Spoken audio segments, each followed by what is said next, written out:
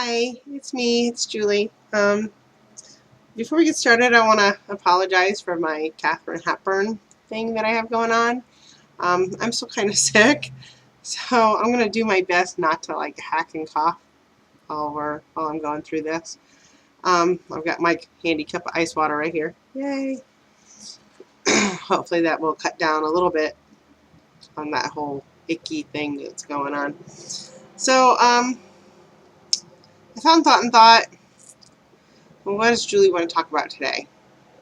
And my husband came home and we started just kind of chit-chatting, and of course the conversation came to zombies.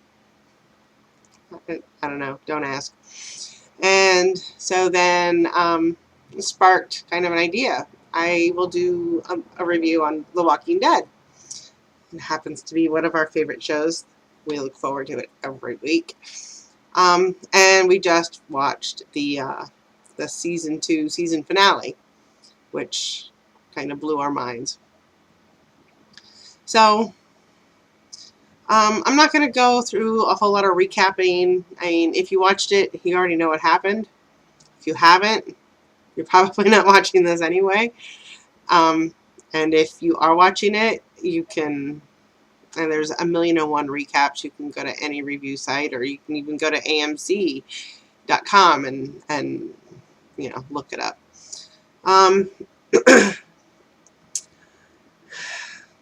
It picks up where we left off. Shane broke Randall's neck. His big old elaborate scheme to lure Rick out to the woods and kill him. I know, are you shocked?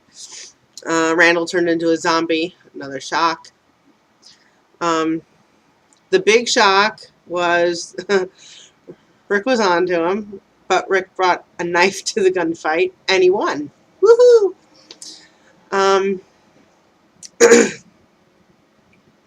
So yeah, Rick killed Shane, and of course he immediately resurrected and turned into a zombie.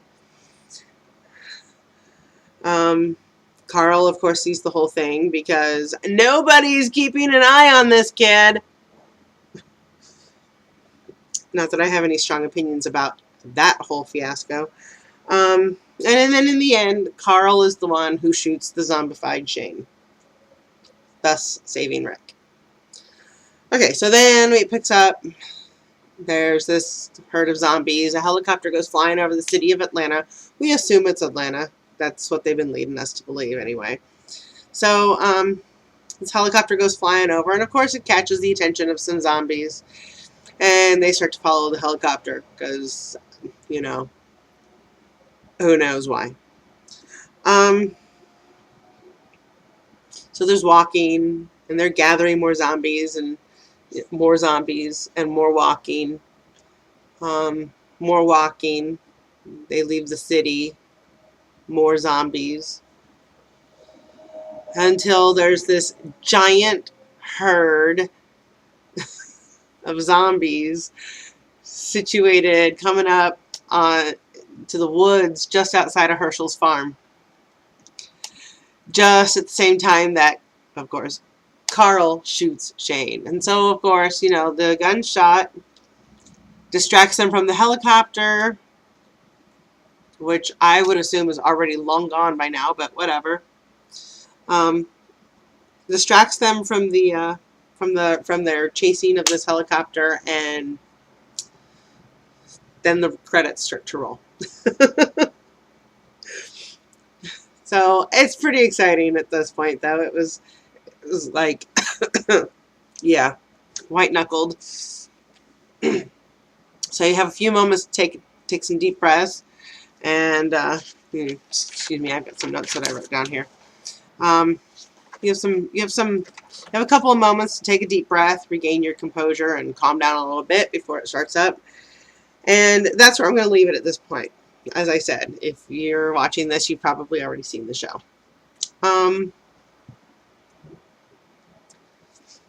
You can describe the entire episode in one word. Chaos. Oh my golly. Needless to say, We've said goodbye to Patricia and Jimmy. And once again, we have exclaimed, I don't know, numerous times, what the hell? Okay, the whole thing with Jimmy and Patricia. Wasn't really feeling the whole emotional drama that I think that they were trying to portray. Because, well, there was no development of their characters, so I wasn't very emotionally attached to either of them. I couldn't even tell you what Jimmy looks like. I know Patricia had blonde hair. I think she had blonde hair. So that is what it is. They're dead. They're gone. Maggie and Hershel will mourn them. There are a couple of points that I do want to touch on, though. Carl.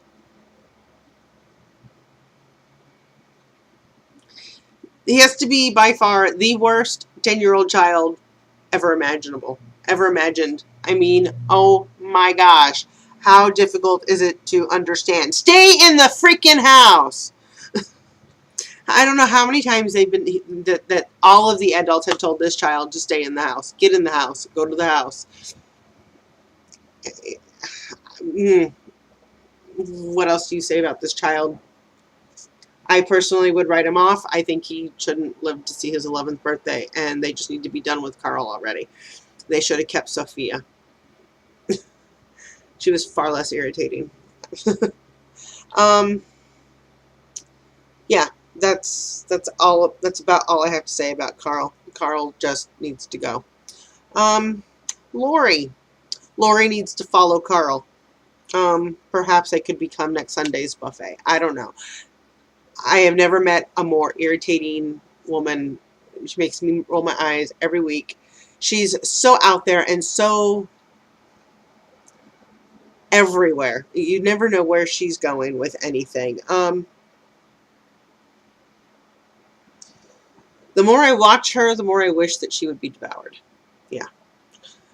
She can't keep track of Carl to save her life. And her idea of good parenting is, ready? Hey, will you watch Carl? And as I said, she's all over the place. You never know what she's thinking, or, you know, there's no rhyme or reason to her. 1 minute she's asking Rick, she's begging Rick to take care of, because we all know what that meant, take care of Shane, and in the next moment she's ridiculing him and condemning him for taking care of Shane. No. She's not doing it for me anymore. I'm kind of over the whole Lori thing. Yeah, she needs to go. Hershel.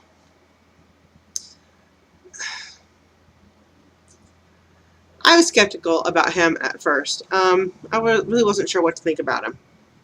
But he grew on me. The man who portrays him is an amazing actor. I mean, in every scene, every major scene that he's been in, there's been some big emotional development. I mean, you could feel just his heart break when Shane opened up that barn door and all the zombies came pouring out. And of course, then it was a shoot fest. You could just feel his heart breaking, because he truly, you could tell he truly believed that, you know, they would find a cure. In the season finale, this poor man has just lost his home, and not a lot of people get it, but I look at it like this. The characters that we've been with since season 1 have basically been homeless the whole time. So there's not been any emotional attachment to any place, anything. Hershel didn't lose his home. That was his, you know, that was his home. That was where he and his wife lived. That's where his daughters were raised. So to see him standing out there with his unlimited ammo uh, shotgun,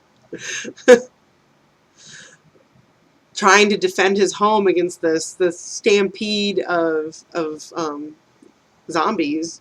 It was heartbreaking. You had to watch it. You had to watch him try to defend his home, try to defend his family, and then come to terms with the fact that his home was lost.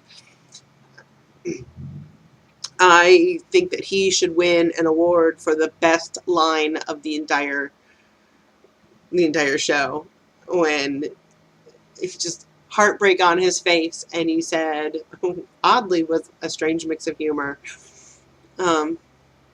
Christ said that he would resurrect the dead. I just thought he had something different in mind. That about sums it up. Yeah. I love Hershel.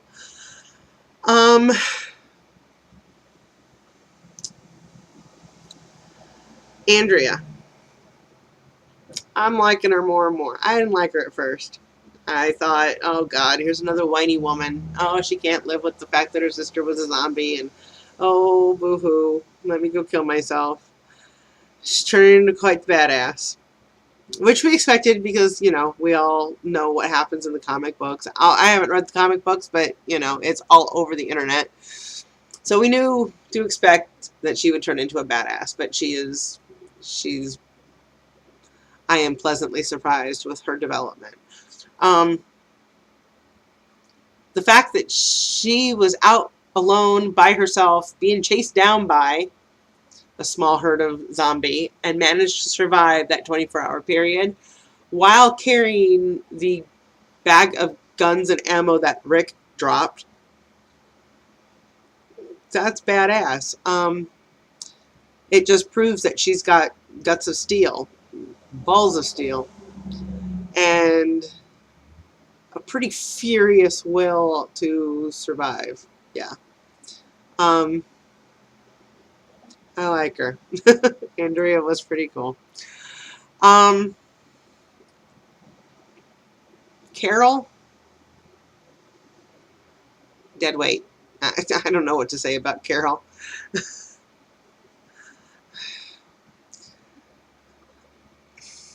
Except for the fact that they're tying her into an intricate storyline that involves Daryl. And she's dead weight. Daryl wins the Knight in Shining Armor Award. I mean, he literally comes riding in on his white horse, maybe his hog, it was a motorcycle, and swoops up the damsel in distress, Carol, and rides off just as she's about to get, munched on.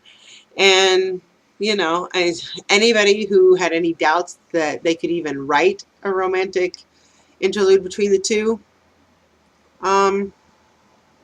yeah, that was kind of cool. That scene right there erased any doubts of any ability to write some romance into this whole thing. Okay, Rick.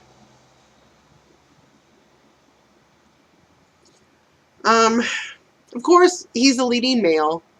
He's a lead character. And so our focus is going to be drawn to him by the writers. And that's fine, because that just keeps me from having one too many brain aneurysms from having to watch Lori and Carl too much. I like where his character's going. I like the fact that he's hardening up a little bit. He's losing heart. He's losing hope. But not so much that he's becoming Shane. He's not as naive. He's not as wide-eyed about the situation. He's growing a little cold, turning into the leader that these people need, regardless of whether they want him to or not. Which, give me a break. They question him. This group of people, they question him at every turn, and yet they insist on him being their leader. I'm upset by their lack of faith in him. It bothers me. They insist on him taking the leadership role, but then they question and they badger at every turn.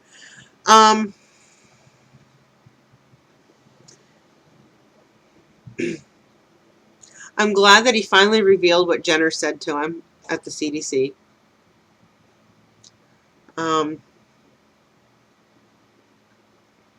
Now we have someplace else to go with the story. Now we know there will definitely be a lot going on in the third season.